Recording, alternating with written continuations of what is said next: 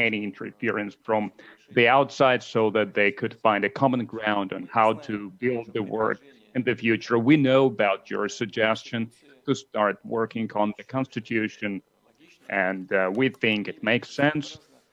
It's a timely measure, and we know the position that your representatives talked about at the OSCE, the last meeting, due to the work in the regard of the Constitution, the structure, the body was established already, and I'm convinced, keeping in mind your experience, the work along these lines will be organized at the highest level possible, and it would allow to reach new heights in the development of the political system of the country.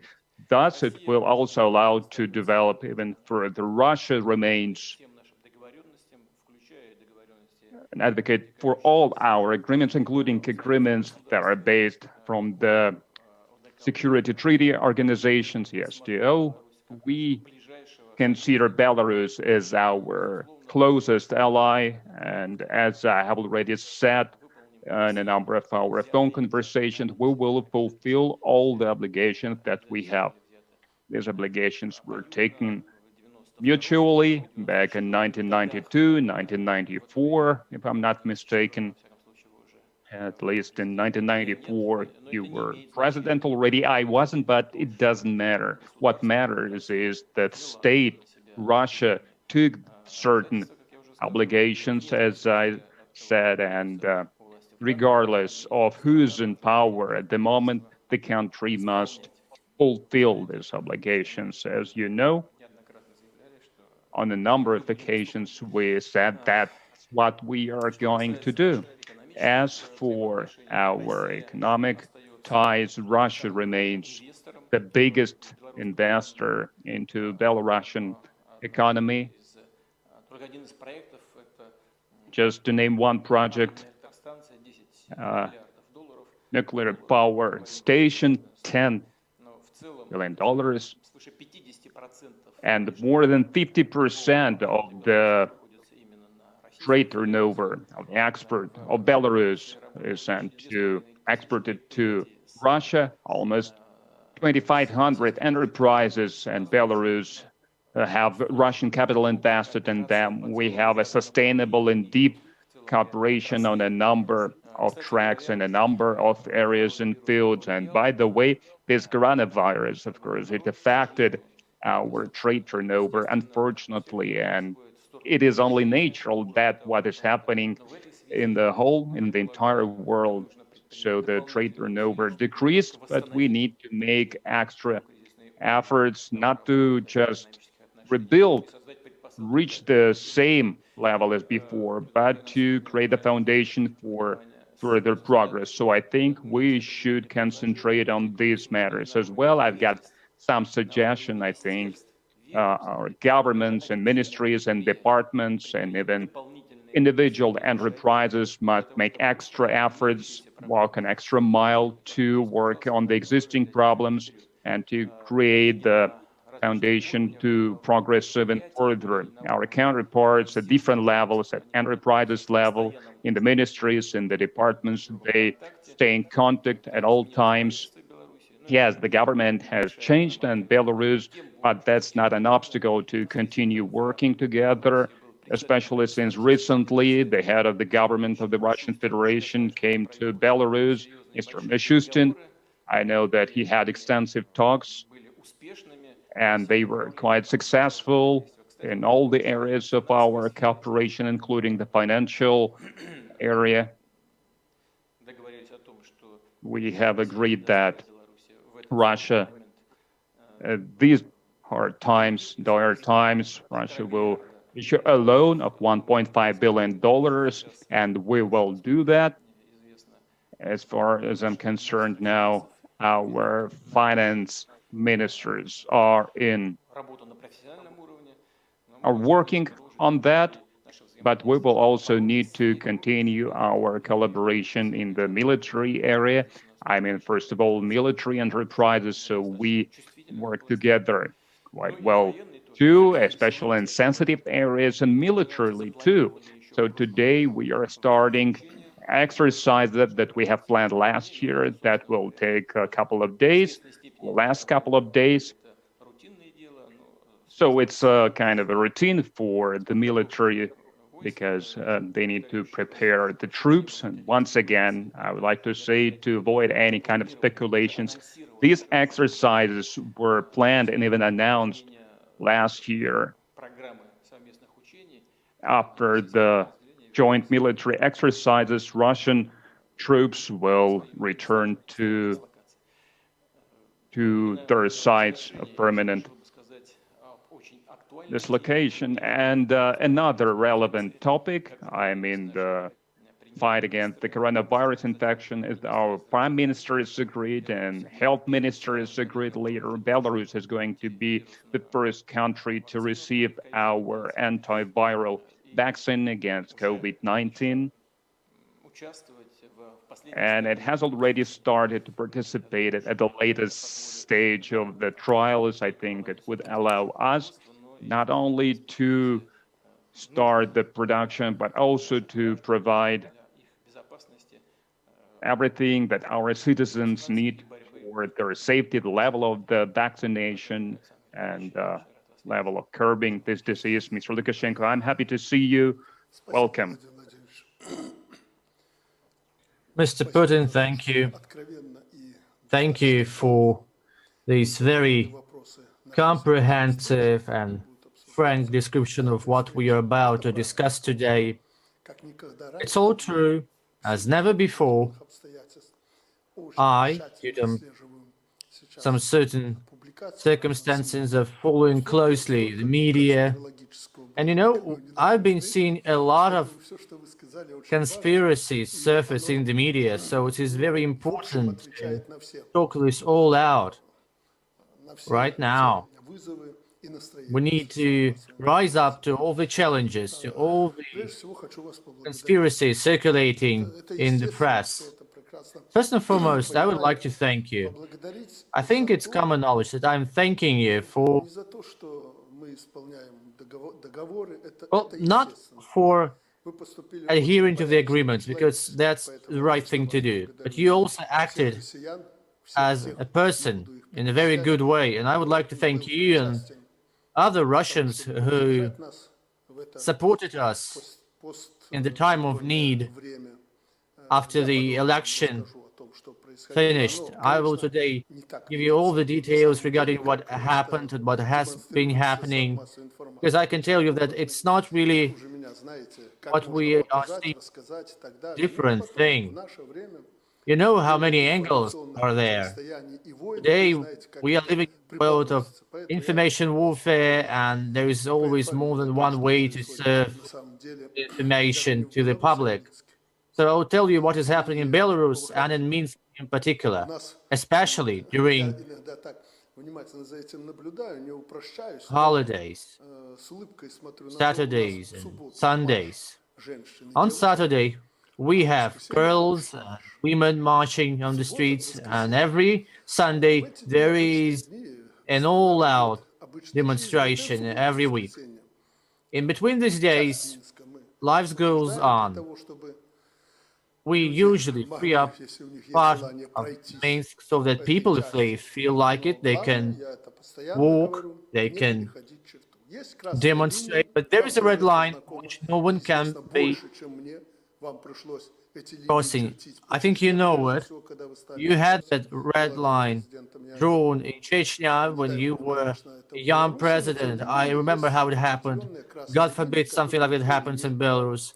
But there is a red line, and I think it's very clear where the red line is today in Belarus. No one has crossed it so far, which is good.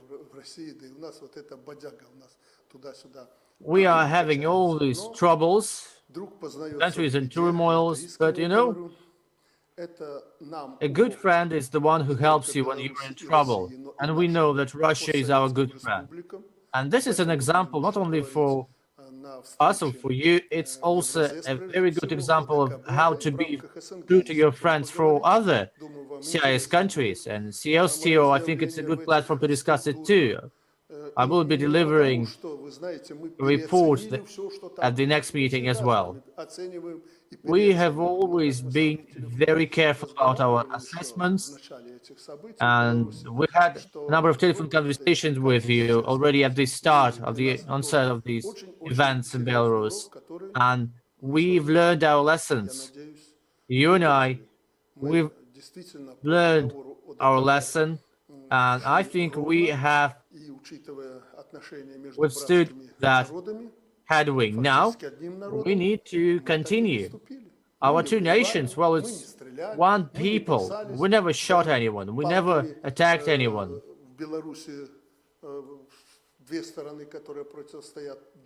There was no violence between the two sides in Belarus. Yes, both sides demonstrated their resolve outside of Belarus. I know that someone would be willing to come in and stir up a trouble, stir up violence. Well, if they want violence, we can answer to that with violence. But the borders of Belarus are our borders. It's borders of our union state. So no one can be doing any cyber rattling unanswered.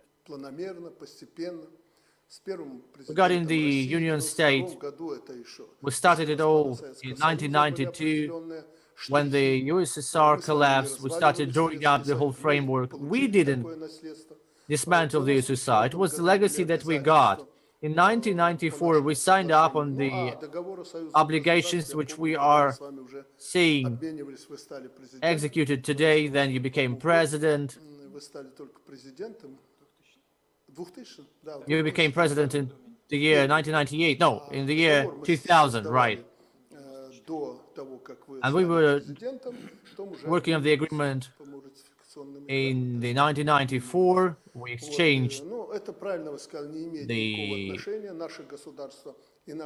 agreements, and we exchanged all the credentials. But I can tell you that our nations have always been friends, and they will always be friends. 10 million people from Belarus are working in Russia, and more people are working in Russia producing something for Belarus. We have equipment, spare parts coming to Belarus, vice versa. If we have a family of 4 people, then we have like 40 million Russians working in areas which this way or another are connected with Belarus and our industry. Our whole country, mostly we produce equipment, spare parts, and raw material. We export almost 50% of our produce to Russia. That's the breakdown of our economy. I asked Orban about cooperation with other countries, I mean the EU countries, because you know that Orban has a very special position. He gave me the figure. He said up to 90% of the products are going to Germany. That's what he said. So, economy underpins everything. It takes the cake, you know. And the recent events have proved that we need to stand close with our brother, with Russia, and we need to cooperate with Russia across the board. You called me and you suggested to set up a mechanism. Actually, it was yet before the election. We agreed that we would kickstart our work right after the election is over. You said that our prime ministers could meet in Belarus and hold talks in order to prevent the mistakes which we have already made in the past. And Mr. Mishustin, he came to Minsk. We held talks, and I think the talks were very meaningful. Discussed probably everything. We made some arrangements and agreements. Some questions were postponed until we meet with you as 2 presidents of 2 countries. But we discussed most of the things back then at that meeting with the Prime Minister of Russia. Talking about the coronavirus pandemic, we would like to thank you. Thank you for making us a priority for us. I mean, in terms of supplying us with a vaccine. There is clearly a second wave engulfing Europe now. I believe that this wave will be stronger than the first one. There is enough proof to say that this indeed will be like that. I have to tell you that we are not experiencing that much of an outbreak. We understand that there is no reason for us to sit idly by. We're working hard to fight off that virus. Scientists say that this virus is not that dangerous now, but it can actually overlap with the flu when it hits us in the height of the autumn. So I hope there will be no second wave coming all over us and all over Russia. Speaking about defense, we have always abided by the same rule. I said it quite recently. We can quarrel about lots of things, but we are never in disagreement when it comes to defense.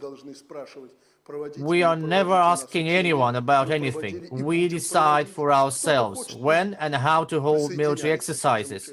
If someone wants to join, good, you're welcome. If not, we don't care. I think that you will also give this order to your Minister of Defense to plan for years ahead the military exercises which are to take place. I already instructed my Minister of Defense to plan it all out. One lesson, just one lesson. Why someone would do cyber rattling on our borders? Why? 15 kilometers from our borders, there was a NATO battalion. They sent it there for training. See, that was a kind of a provocation. And we need to prevent such things from happening, because we remember what happened during the World War II. We had the army in place, and still Hitler came all through Belarus without much of resistance. Only near Smolensk we could put up some defenses, because we were not prepared. Now we should be prepared. We never take any heed to what we say, to what we do. They never take any regard of our concerns. We should do it the same way. Let's not quarrel up the tensions. No, let's just be prepared, because if something happens, we should be prepared. Now, again, thank you. Thank all the Russians. I'd like to thank all the colleagues for the support, all the moral support in these very difficult times. Mr. Lukashenko, is for the military component. You're right, we've got a plan and it will be implemented throughout the year. We, both in Belarus and in Russia, almost every month we have planned out certain activities. And the way we planned it, the way we are going to do it. And as for other aspects, that's true. Now we have a chance. That's why we are sitting here. We can now have a conversation about all that in a calm manner. And first of all, we have to discuss economy matters, because the decrease by 21%, it's a lot. It has nothing to do with what we did wrong. That's the trend in the world due to the coronavirus. But we are going to fight the coronavirus together, and I'm sure we will overcome the difficulties in the economy as well. It's not by chance that I mentioned the loan that Russia plans to issue to Belarus. Hopefully, it will help with the financial markets as well. Thank you.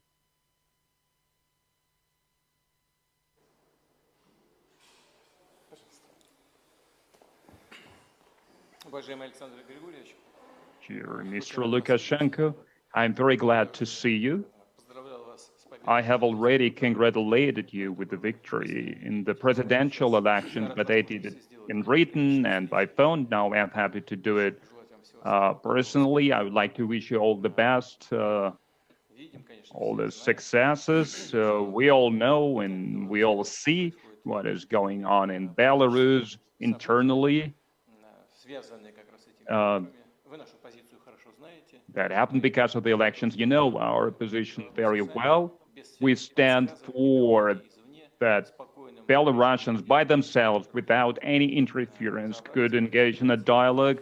They could calmly find a solution, find a common ground on how to build their work in the future. We know about your suggestion to start to work on the Constitution. We think it makes sense. And we know the position that your representative stated at the OSCE at the recent meeting. Due to the work on the Constitution, the corresponding body was established with the Constitutional Court chairman. I'm sure, keeping in mind your political experience, this work in this regard will be organized at the best level possible, and it would allow to reach new horizons in the development of the political system of the country, and it will also create all the necessary conditions to progress even further. Russia continues to adhere to all the agreements, including the agreements from the Union State Treaty, the CSTO Treaty. We consider Belarus as our closest ally. And of course, as I have already said on a number of occasions in phone conversations, we will fulfill all the obligations that we took. These obligations were taken by us mutually back in 1992 and 1994.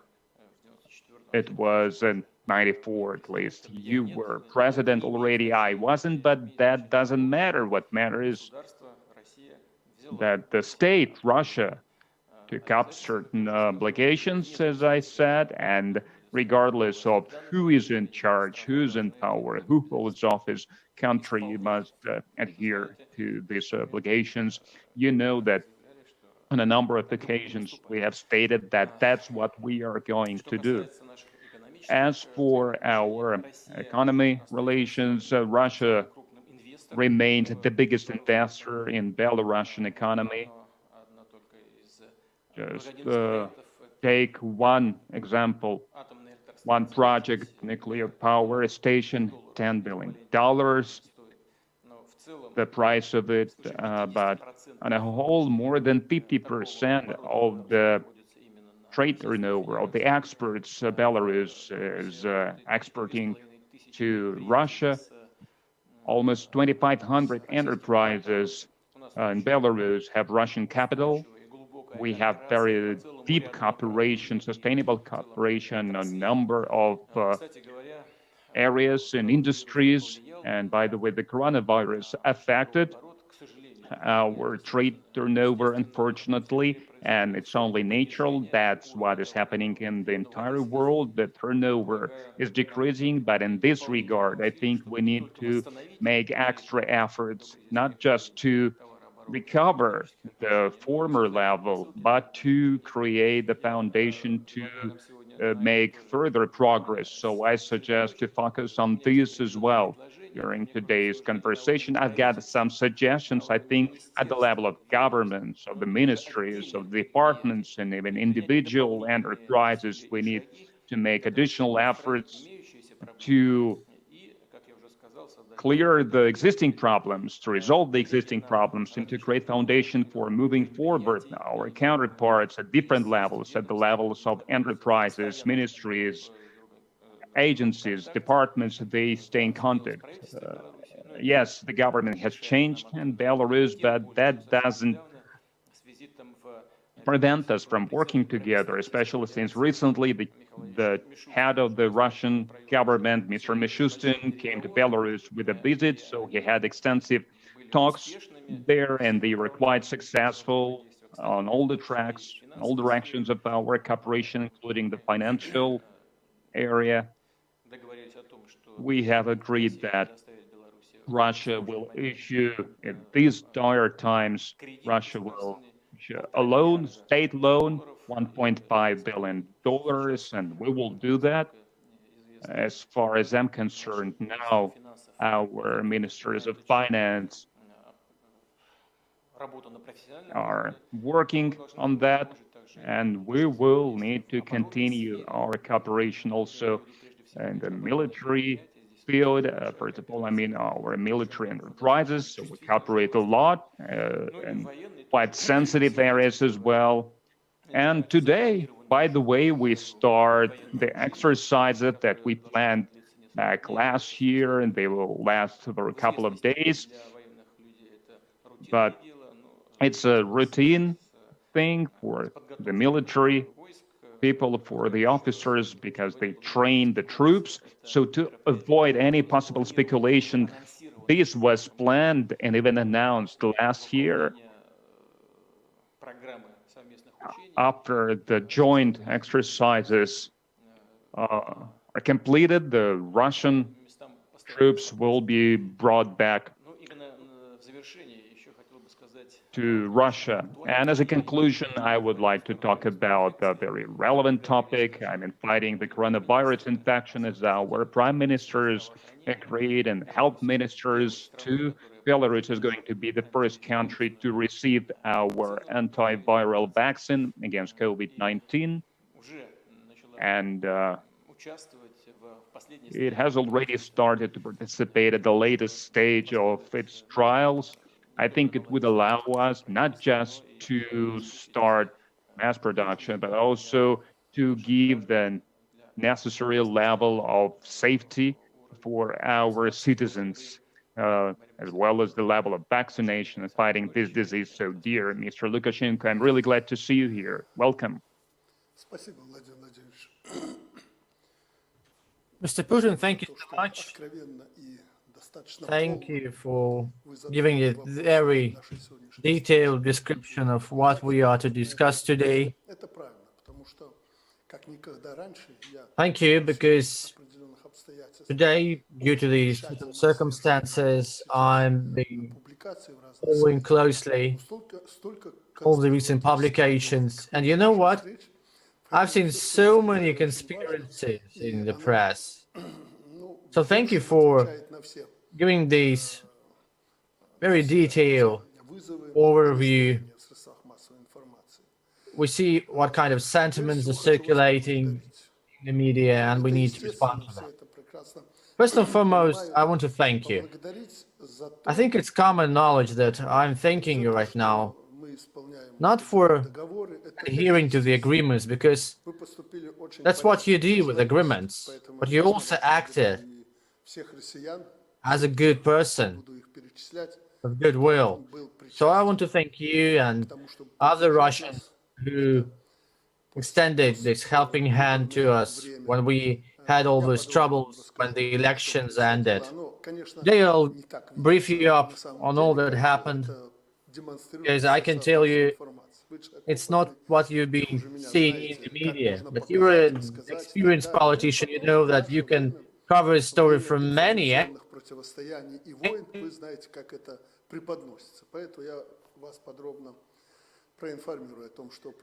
And I will tell you in detail what is happening today in Belarus and in Minsk in particular, especially during weekends. With a smile, I see that on Saturday, girls and women would go out, would take to the streets, and during Sundays and Sunday, people would just go out and rally up across Minsk. As for weekdays, there is nothing like that. Of course, we provide people with designated areas if you want to go on a demonstration, but it's all peaceful. We've drawn a red line. I know that you are familiar with how it happens with red lines. When you were a young president, you had to draw a red line in Chechnya. I hope we won't have anything like that here in Belarus.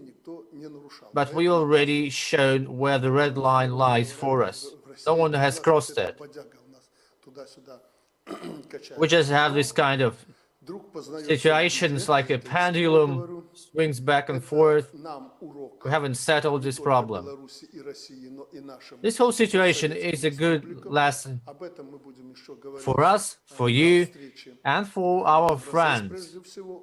We're discussing that at the Eurasian Economic Union meeting and at the next CSTO session. I think we will be discussing this issue too.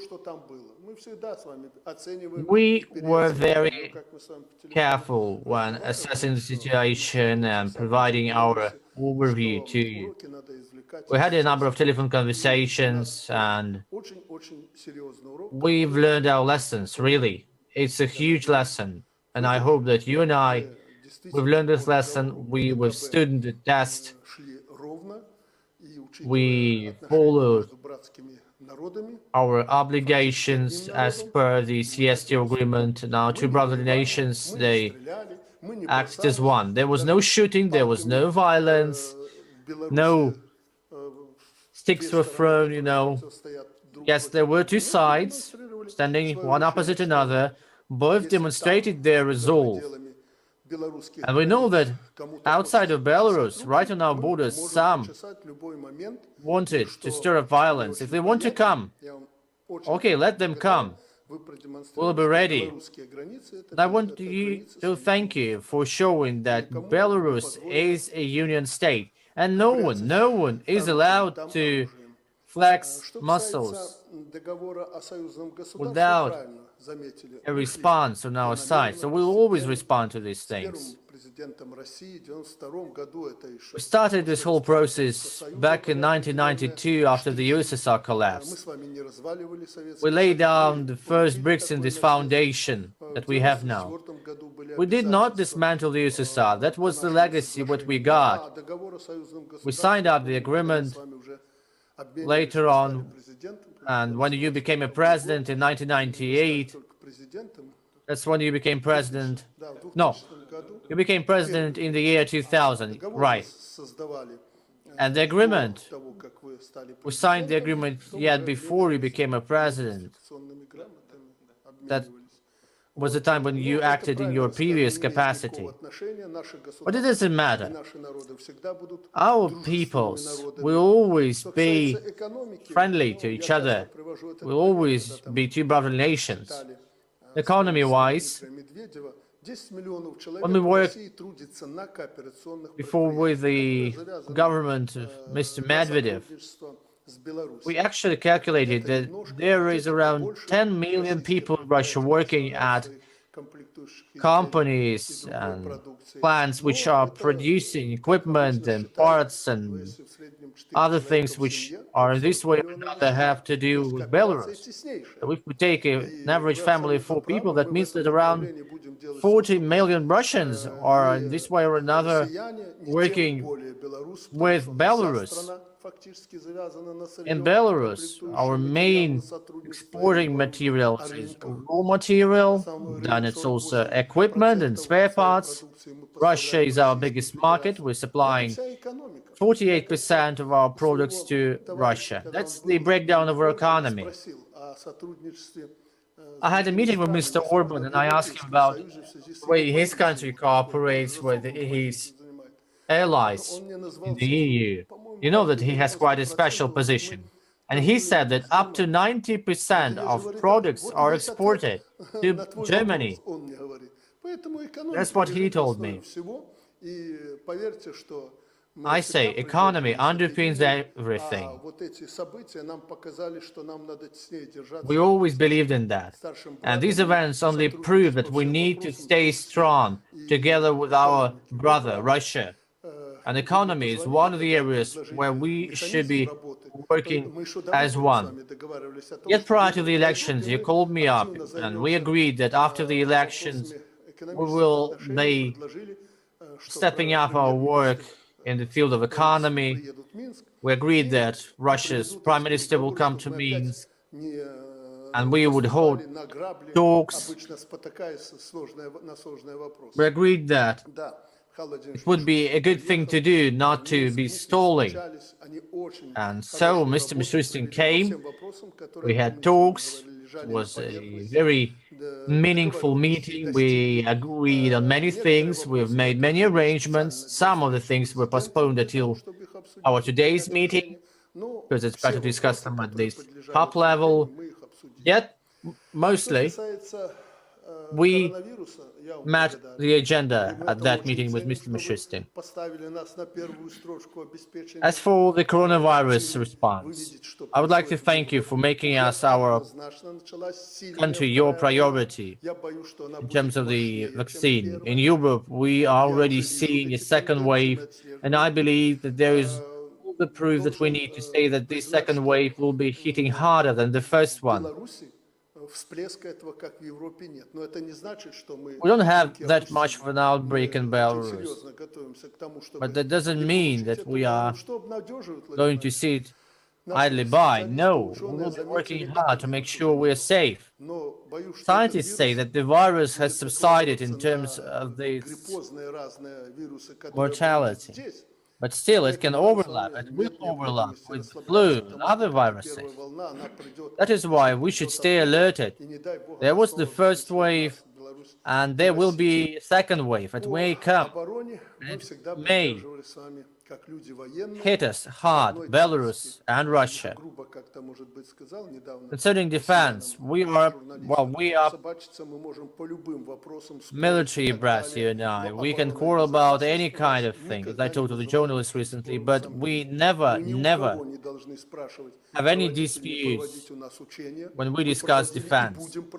We will be holding military exercise when we want it and how we want it. If someone wants to join in, good. Someone doesn't, well, that's fine. We don't care. I already instructed Minister of Defense to lay down all the plans for the upcoming military training, and I hope you will instruct your minister to do the same. One lesson that we should learn. You saw how some of our partners were flexing their muscles on our borders. We had quite a difficult period, and yet they did that. A NATO battalion was sent to Lithuania. Why did they do that? We need to learn the lesson of World War II. They said there will be no war. But you know how it happened. That war happened. The Soviet army was not ready. Belarus, it was almost wiped out. Only near Smolensk we could put up the defenses and put up a fight. So we should never listen to what they say, because they don't care. They never take heed of any of our concerns. I think you would agree, we should not be flaring up tensions, but we should be prepared. Our armies should be prepared if something happens. Again, I would like to thank you. I would like to thank all the Russians and all the people who've been working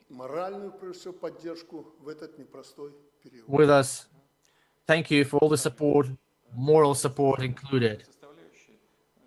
Mr. Lukashenko is for the military component. You're absolutely right. We've got a plan, so it will be realized and implemented throughout the year, both in Belarus and in Russia. Almost every month, we have planned certain activities. And so the way we planned it, the way it's going to be done. And as for other aspects, that's true. That's why we came here. We can calmly sit down and discuss everything. First of all, of course, we need to discuss the matters of the economy, because the 21% decrease is quite a lot. It has nothing to do with what we did. It has to do with the worldwide trends with the coronavirus outbreak. But we are going to fight the coronavirus, and I'm sure we will overcome current difficulties in the economy. It wasn't for nothing that I mentioned the loan that Russia is planning to issue to Belarus. Hopefully, it will also help our financial matters.